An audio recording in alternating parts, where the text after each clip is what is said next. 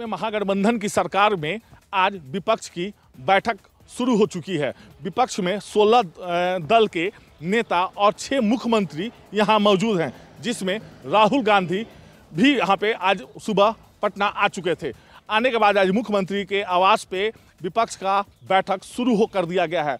इस बैठक में अहम बातें होंगी कि किस प्रकार भाजपा की नीति महंगाई और बेरोजगारी पे जो काम विफल हो रही है उस पर रोक लगाया जाए और उनकी नीतियों पे चर्चा की जाएगी।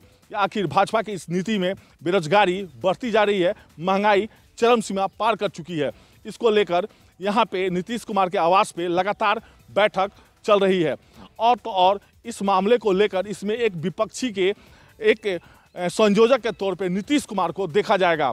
कोई ना कहीं नीतीश कुमार का चेहरा एक आज विपक्ष के बड़े नेता के तौर पे जाना जाएगा और उन्हें मंजूरी भी दी जाएगी, इसलिए कि सारे लोग विपक्ष के लोग यहाँ आज बिहार पटना पहुँच चुके हैं। यहाँ तक कि कल से ही विपक्ष के बड़े नेता दिग्गज नेताओं का पटना में आवागमन शुरू कर दी गई थी। बिहार में महागठबंधन की सरकार में आज विपक्ष की बैठक शुरू हो चुकी है। विपक्ष में 16 दल के नेता और 6 लोकसभा 2024 के चुनाव की अगर बात करते हैं तो सभी की नजर जो है दलित वोट बैंक पे है। यानी साफ है कि दलित वोट बैंक सभी अपनी तरफ लाना चाहते हैं, चाहे बसपा हो या भाजपा हो या कांग्रेस हो या सपा हो, सभी रणनीति जो है दलित वोट बैंक पे करते नजर आ रहे हैं। यानी कि बात करें 2022 के विधानसभा चुनाव की तो लगभग 10% वोट बैंक बसपा से खिसक चुका था। यानी साफ था कि उनके वोट बैंक की अगर बात करते हैं तो लगातार मुस्लिम वोट बैंक उनसे जो है दूरी भागता रहा। ऐसे में यह भी माना जा रहा है कि जिस तरीके से दलित वोट बैंक अपनी तरफ करने के लिए लगातार रणनीतियां तय हो रही, नई रणनीति बन रही है और बसपा अपनी तरफ जो है वोट बैंक करना चाह रहा है। लोग उत्तर प्रदेश सरकार के परिवहन मंत्री दया शंकर सिंह ने एक आदेश जारी किया गया। इस आदेश में कहा है कि तमाम जो कंडक्टर हैं, तमाम बस ड्राइवर हैं, वो अमूमन देखने को मिलता था कि जिस दौरान उनके जांच दल उनको चेकिंग के लिए पहुंचता था, वो व्हाट्सएप ग्रुप या कॉल के माध्यम से दूसरे ड्राइवर और कंडक्टरों को सचेत कर देते थे। ऐसे में कहीं ना कहीं जो फर्जीवाड़ा होता था उसकी पकड़ में ये लोग नहीं आते थे। लेकिन अब नए आदेश के तहत जब जांच दल इनकी जांच करेगा तो उस दौरान इनके मोबाइल भी चेक करेगा, क्योंकि मोबाइल के माध्यम से ही ये दूसरे तमाम सहकर्मियों को सूचना देते थे। ऐसे में टिकटों का जो खिलवाड़ होता था उसकी पकड़ में ये नहीं आते थे। निश्चित तौर पर एक बड़ा कदम परिवहन विभाग के मंत्री के द्वारा उठाया गया और अगर ये लागू सही ढंग से होता तो निश्चित तौर पर जो फर्जीवाड़ा टिकटिंग में हो रहा था वो नहीं होने पाएगा। उत्तर प्रदेश सरकार फिल्म आदिपुरुष को लेकर लगातार विवाद देखने को मिल रहा है। उत्तर प्रदेश की बात करें तो आदिपुरुष को लेकर कई जनपदों में विरोध प्रदर्शन किया गया और कई जनपदों में कई समुदाय के लोगों ने आदिपुरुष मूवी को पूरी तरीके से प्रतिबंधित करने की मांग की है। इसी बीच एक याचिका इलाहाबाद हाई कोर्ट की लखनऊ खंडपीठ में डाली जाती है, जिसमें आदिपुरुष को पूरी तरीके से प्रतिबंध करने की मांग को लेकर यह याचिका डाली गई है, जिसमें मनोज मुतस्सिर को पार्टी बनाने की भी मांग की गई है। कुलदीप तिवारी नामक व्यक्ति की तरफ से याचिका डाली गई है। इलाहाबाद हाईकोर्ट की लखनऊ खंडपीठ में 26 जून को इस पूरे प्रकरण पर सुनवाई होगी।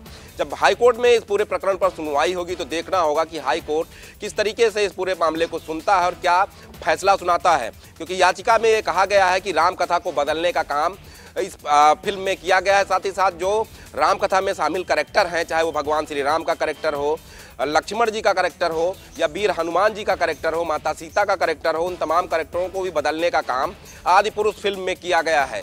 उन्हीं तमाम चीज़ों को लेकर विरोध उत्तर प्रदेश और देश के तमाम हिस्सों में देखने को मिला है। अब देखना होगा कि हाईकोर्ट इस पर अपना क्या कुछ फैसला सुनाता है। फिल्म भारतीय जनता पार्टी का महाजनसंपर्क अभियान पूरे प्रदेश समेत देश भर में जारी है। हालांकि इसको लेकर बीजेपी लगातार मंथन कर रही है, कोशिश कर रही है कि प्रत्येक लोकसभा क्षेत्र में 1000 विशेष लोगों तक अपने मैसेज को पहुंचाया जाए, जिनके जरिए पूरे लोकसभा क्षेत्र में अपने कामों के बारे में, साथ ही साथ उत्तर प्रदेश सरकार और केंद्र सरकार की नीतियों के बारे में, कैसे उनका लाभ आम लोगों तक पहुंचा है, उसके बारे में जो जानकारी है वो पहुंचाई जाए, ताकि माहौल 2024 के लिए तैयार हो सके। हालांकि अगर हम एक लोकसभा की बात करें तो करीब 5 विधानसभाएं आती हैं, जिसमें कम से कम 200 लोगों को जनसंपर्क करने के निर्देश दिए गए हैं, जिसमें पार्टी के सांसद और विधायक शामिल हैं। और सबसे बड़ी बात यह है कि जो अभी तक तय समय सीमा है 30 जून तक की, उसमें कहा गया है अगर ये अभियान 30 जून तक पूरा नहीं हो पाता है तो उसको जुलाई तक पूरा किया जाए। मतलब सीधे तौर पर बीजेपी जो लेकर चल रही है उसको पूरा करने के लिए अगर आवश्यकता पड़ेगी तो इसको आगे भी बढ़ाया जाएगा और जून के बाद जुलाई महीने में भी ये जारी रहेगा। सीधे तौर पर अगर हम देखें तो 2024 के लिए बीजेपी कमर कसकर मैदान में तैयार है, क्योंकि केंद्र की सरकार अपनी 2 पंचवर्षीय पूरी कर चुकी है और तीसरी पंचवर्षीय के लिए विपक्षियों को मात देने के लिए रणनीति के तहत लोगों से लगातार जनसंपर्क जारी है। इसका कितना फायदा होगा ये तो आने वाला वक्त बताएगा, लेकिन भारतीय जनता पार्टी कहीं न कहीं लगातार मैदान के जरिए विपक्ष को बेदम करने की तैयारी। सजा दो घर को दुल्हन साहब मेरे सरकार आए हैं, इसी भजन की तर्ज पर मथुरा को बिल्कुल दुल्हन की तरह सजाया जा रहा है, क्योंकि कल मुख्यमंत्री योगी आदित्यनाथ का आगमन मथुरा जनपद में हो रहा है। तैयारियां चल रही हैं क्योंकि मुख्यमंत्री के आगमन को लेकर की सारी तैयारियां हो रही हैं। यहाँ पर जो भवन ये बनाया गया है का, इस भवन का उद्घाटन भी मुख्यमंत्री योगी आदित्यनाथ कल करेंगे। इसके अलावा मथुरा कल मुख्यमंत्री 12 बजे मथुरा पहुंचेंगे और 12 बजे पहुंचकर यहाँ पर कई योजनाओं का लोकार्पण शिलान्यास भी करेंगे। उसके अलावा मुख्यमंत्री Yogi Adityanath BN Poddar inter college पहुंचकर एक जनसभा को भी संबोधित करेंगे। मुख्यमंत्री योगी आदित्यनाथ 2 दिवसीय दौरा है। कल मुख्यमंत्री यहाँ 12 बजे पहुंचेंगे। कल यहाँ पर कई योजनाओं को लोकार्पण करने के बाद में जनसभा को संबोधित करने के बाद में यहाँ रात्रि विश्राम करेंगे और सुबह 9 बजे उठ करके सबसे पहले यहाँ श्री कृष्ण जन्मभूमि पहुंचकर दर्शन करेंगे और बांके बिहारी भी मुख्यमंत्री योगी आदित्यनाथ। जनसंघ के संस्थापक श्यामा प्रसाद मुखर्जी के पुण्यतिथि पर आज भारतीय जनता पार्टी मुख्यालय पर उन्हें याद किया गया, नमन किया गया, उन्हें श्रद्धांजलि दी गई। इस दौरान केंद्रीय मंत्री स्मृति ईरानी, केंद्रीय राज्य मंत्री प्रहलाद सिंह पटेल के अलावा संगठन के राष्ट्रीय महामंत्री BL संतोष मौजूद रहे। भारतीय जनता पार्टी के तमाम कार्यकर्ताओं ने भी पंडित श्यामा प्रसाद मुखर्जी के मूर्ति पर पुष्पांजलि अर्पित की। इस दौरान जनसंघ के संस्थापक श्यामा प्रसाद मुखर्जी को याद किया गया और कहीं न कहीं उन्होंने जिस तरीके से देश के लिए योगदान दिया है उसको लेकर भारतीय जनता पार्टी के तमाम कार्यकर्ताओं और नेताओं ने कहा कि उनको आज पूरा देश नमन कर रहा है। इसके साथ ही न सिर्फ दिल्ली बल्कि देश के अलग अलग इलाकों में आज श्यामा प्रसाद मुखर्जी की पुण्यतिथि पर उन्हें याद किया गया और उनके द्वारा किए गए देश हित में कार्यों को भी कहीं न कहीं याद किया गया। जनसंघ के संस्थापक श्यामा प्रसाद हरदोई में एक बार फिर पुलिस पर अभद्रता के आरोप लगे। मामला पचरौरा थाना क्षेत्र का है, जहां पर कांस्टेबल और दारोगा पर अभद्रता के आरोप लगे। आरोप लगाया गया है कि घर में घुसकर बुजुर्ग लोगों और महिलाओं के साथ पुलिस ने अभद्रता की है और अभद्र व्यवहार किया है।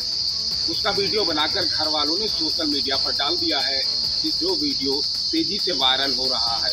यही नहीं, घर के लोगों ने पुलिस अधीक्षक हरदोई से शिकायत की है और कार्रवाई की मांग करी है।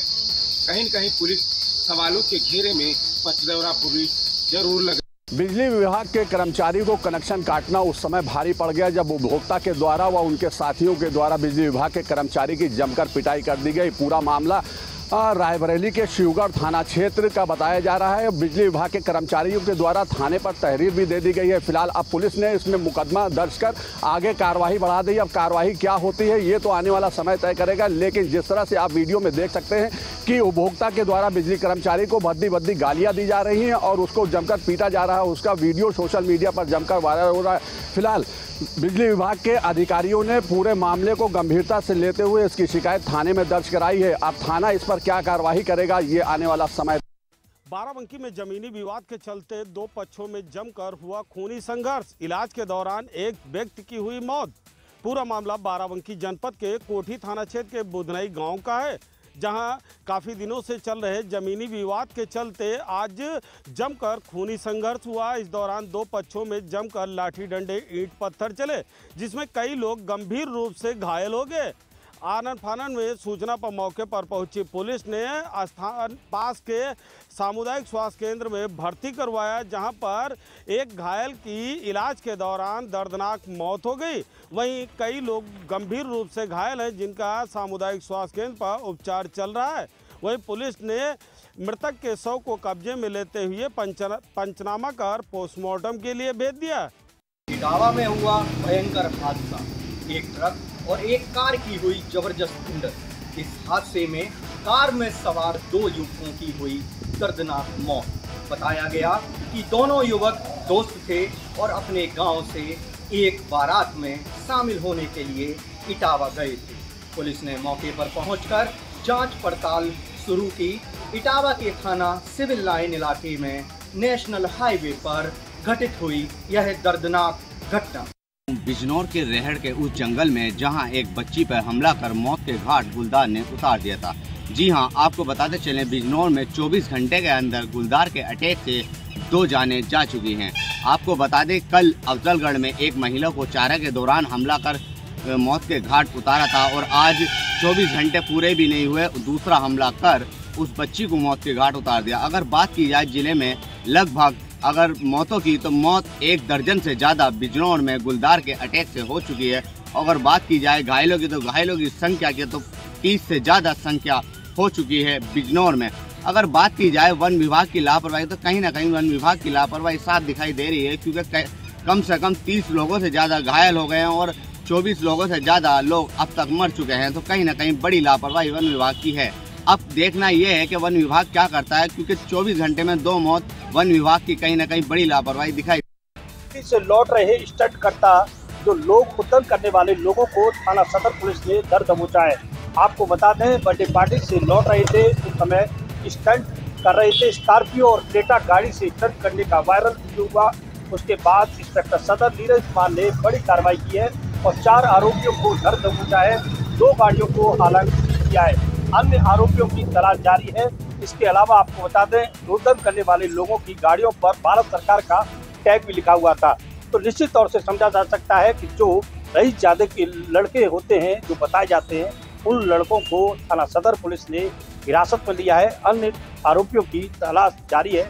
अब देखने वाली बात यह है कि थाना सदर पुलिस स्टंट करने वाले बाकी लोगों को कब अपने कब्जे में लेगी। मंशा के अनुरूप दैवीय आपदाओं से निपटने के लिए अब उन्नाव जिला प्रशासन ने भी अपनी कमर कस ली है। आज उन्नाव के सदर तहसील परिसर के अंदर NDRF टीम व सदर के SDM अंकित शुक्ला की अध्यक्षता में एक NDRF टीम ने योगाभ्यास का कार्यक्रम किया। लगभग 2 घंटे चले इस योगा अभ्यास के कार्यक्रम में सदर तहसील के कर्मचारी, NDRF, SDRF, समन विभाग, पुलिस विभाग और स्वास्थ्य विभाग के कर्मचारी सम्मिलित रूप से इस योगाभ्यास में शामिल हुए। इतना ही नहीं, इस अभ्यास में लगातार दैवीय आपदाओं से किस तरीके से निपटा जाए इसका पूर्ण अभ्यास किया गया। एक सबसे अहम बात यह है कि उन्नाव जिला गंगा नदी के किनारे बसा हुआ है और लगभग 120 किलोमीटर इस लंबे परिक्षेत्र में हर वर्ष बाढ़ की समस्या आती है, जिसको लेकर जिला प्रशासन पहले से ही अपनी पूरी तैयारी कर लेना चाहता है और शायद NDRF और SDRF ने इसी को लेकर के योगाभ्यास का कार्यक्रम रखा। इस योगाभ्यास के कार्यक्रम में लगातार दैवीय आपदा से निपटने के लिए लोगों तक जल्दी से जल्दी राहत सामग्री पहुंचाना, उन्हें स्वास्थ्य व्यवस्थाएं देना और जिला अस्पताल तक पहुंचाना। इतना ही नहीं, लगातार लोगों को इस आपदा से बाहर निकालने का योगाभ्यास जारी रहा। पूरे प्रदेश में इस समय मौसम सुहाना हो गया है, क्योंकि पूरे प्रदेश में बदरी छाई हुई है। साथ ही साथ आपको बता दें कि उमस और गर्मी से लोगों को निजात मिली है। साथ ही साथ कई जगहों पर मौसम विभाग के अनुसार बारिश होने की संभावना जताई जा रही है। फिलहाल गोरखपुर की अगर बात करें तो गोरखपुर के समस्त गोरखपुर मंडल में खास तौर से बदरी छाई है, मौसम सुहाना है, टेम्परेचर डाउन है। वहीं लोगों को उमस और गर्मी से निजात मिली है। पूरे प्रदेश में इस समय मौसम सुहाना हो गया है, क्योंकि पूरे प्रदेश में बदरी छाई हुई है। साथ ही साथ आपको बता दें कि उमस और गर्मी से लोगों को निजात मिली है। साथ ही साथ कई जगहों पर मौसम विभाग के अनुसार